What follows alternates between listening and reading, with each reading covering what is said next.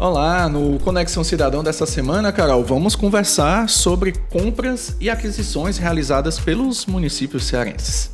Vamos receber aqui um dos responsáveis pela inspeção envolvendo a aderência ou a forma como está sendo utilizada a nova lei de licitações e contratos. Professor, eu gosto de chamar de professor, viu, Carol? Professor Ricardo Dias. Obrigado pela sua presença, para a gente conversar sobre esse tema tão latente e que não sai da boca aí dos entes, né? Muitíssimo obrigado a todos. É um prazer também ser chamado de professor, tá certo? Mesmo sendo servidor do Tribunal de Contas. Mas vamos lá. Hoje nós estamos aqui tratando de um tema importantíssimo, que é sobre a nova lei de licitações. Posso dizer que é nova, estamos aí com 4 anos, né, praticamente, mas ainda tem muita coisa de nova. E esse trabalho que o tribunal está fazendo, que é uma inspeção, mas eu chamo muito de levantamento, porque é uma coleta de informações. Hoje nós precisamos conhecer os nossos jurisdicionados. E isso é importante. E para isso nós temos uma ferramenta. Essa ferramenta é um levantamento por meio de um questionário onde todos os entes municipais, quer sejam prefeituras, executivo, quer sejam as câmaras municipais, quer sejam os consórcios públicos, saúde, resíduos sólidos. Então, conhecer, ter uma resposta desses 411 entes é importantíssimo. Porque nós temos que conhecer sobre a regulação dos municípios, o que cada município regulou em relação à lei, como está a questão da gestão de pessoas, como está a questão das capacitações, tá certo? Como está a questão dos procedimentos, o que cada município está fazendo licitação, está fazendo pré-qualificação, está fazendo credenciamento. Então, eu digo muito, esse momento é o momento da gente olhar e ter uma fotografia, como as contratações públicas no estado do Ceará, feitas pelos municípios, estão sendo realizadas. Mas, Ricardo, você já foi falando os temas que vão ser tratados nesse questionário. Mas qual é o objetivo final que o Tribunal de Contas quer realizar com esse levantamento, com essa inspeção? Pronto, todo levantamento tem um objetivo fundamental, é dar subsídios para as outras ações.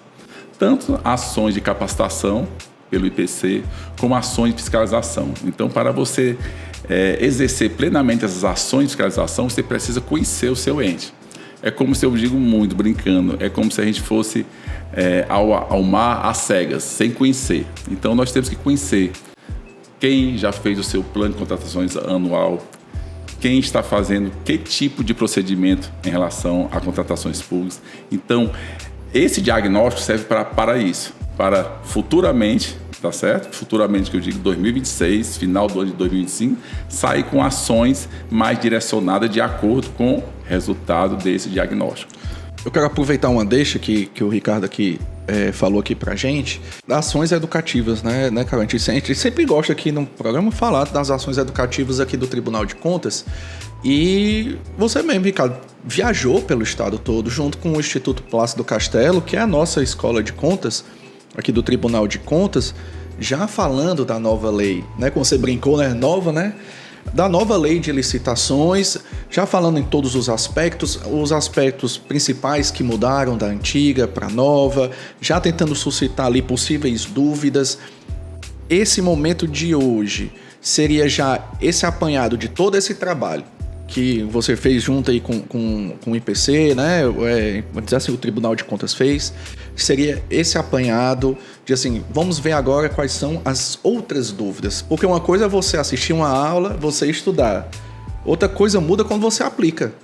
Não é isso? Isso, fazendo uma deixa em relação ao IPC, né? Essa ação que se chama TC Educ, é um momento que o tribunal se transforma simplesmente de um tribunal fiscalizador passando a ser um tribunal educador.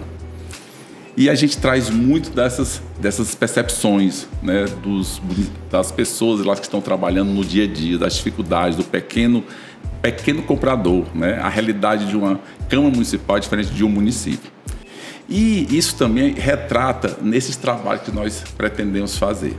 Eu digo muito, ter um diagnóstico é importantíssimo, porque sem eles nós temos ferramenta para direcionar. Só para vocês terem ideia desse questionário, que é uma autoavaliação, o município ele responde, para você ter ideia, só tem uma pergunta onde ele tem que anexar algum documento, que são os regulamentos que ele já tem.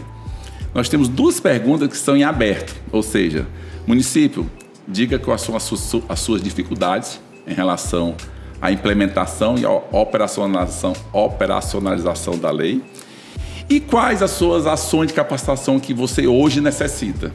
Porque tem que ter capacitação direcionada para fiscal de contrato, para agente de contratação, para setor de planejamento.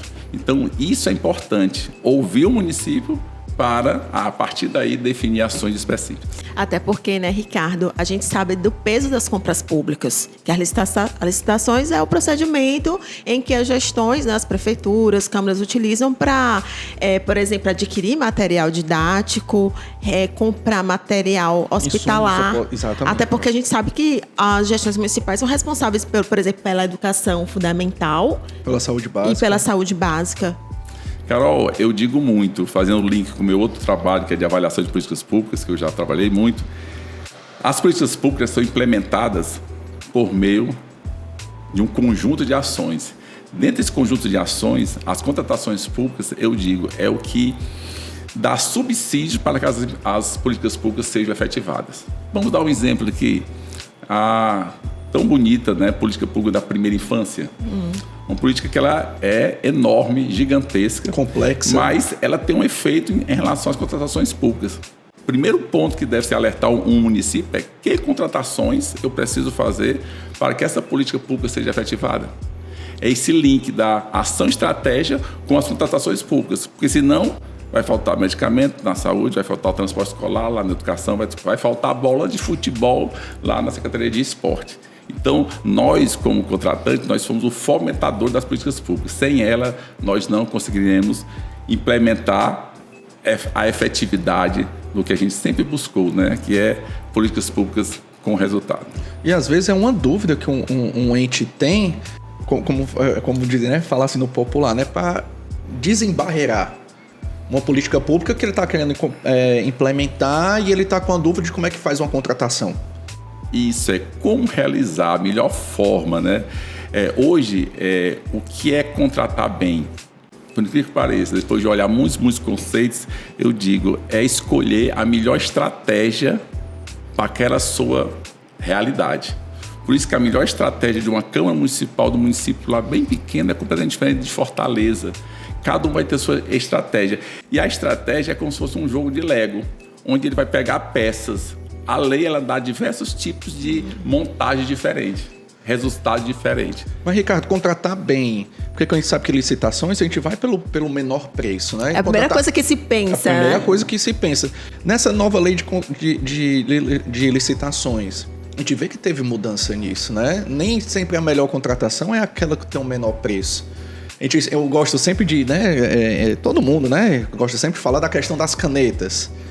Será que a melhor caneta é aquela caneta realmente mais barata? Será que eu vou ter que comprar várias vezes essa caneta porque ela é mais barata, mas ela não escreve? Eu não consigo assinar meu acordo, Carol. Como é? Eu digo o seguinte, nós temos ferramentas. Essa questão que o artigo 11 é um dos principais artigos da lei que trata dos objetivos. Lá não está literalmente dito dessa forma. Nós temos que assegurar a busca da proposta apta a gerar maior vantajosidade. Levando em consideração o quê? O ciclo de vida do objeto. É olhar o objeto do começo, do berço ao túmulo. Então, como você tratar numa licitação, que é menor preço, que é maior desconto, trazendo isso? Especificando bem. Na hora que você especificar uma caneta de qualidade, pode ser uma Bic, uma Piloto, pode ser uma Faber-Castell. Se só essas marcas atenderem a especificação, aí sim o menor preço é o que vai ser contado. Mas você garantiu qualidade. Temos algumas ferramentas para isso na nova lei? Sim. Uma novidade da nova lei é o Instituto da Pré-Qualificação Objetiva. Você pode pré-qualificar bens. Então, naquela licitação, só vai participar bens pré-qualificados. E com certeza serão bens de qualidade. Olha como é que é importante. Eu gosto quando o Ricardo diz aqui que eu me empolgo. Você vê a empolgação dele, cara, falando sobre a nova lei de licitações, porque é um universo.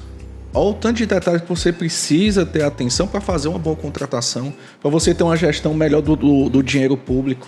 E onde você vê a preocupação, agora puxando para a gente, né? A preocupação do Tribunal de Contas para que os entes saibam fazer né, essa melhor descrição do produto, para que no final tenha a melhor contratação.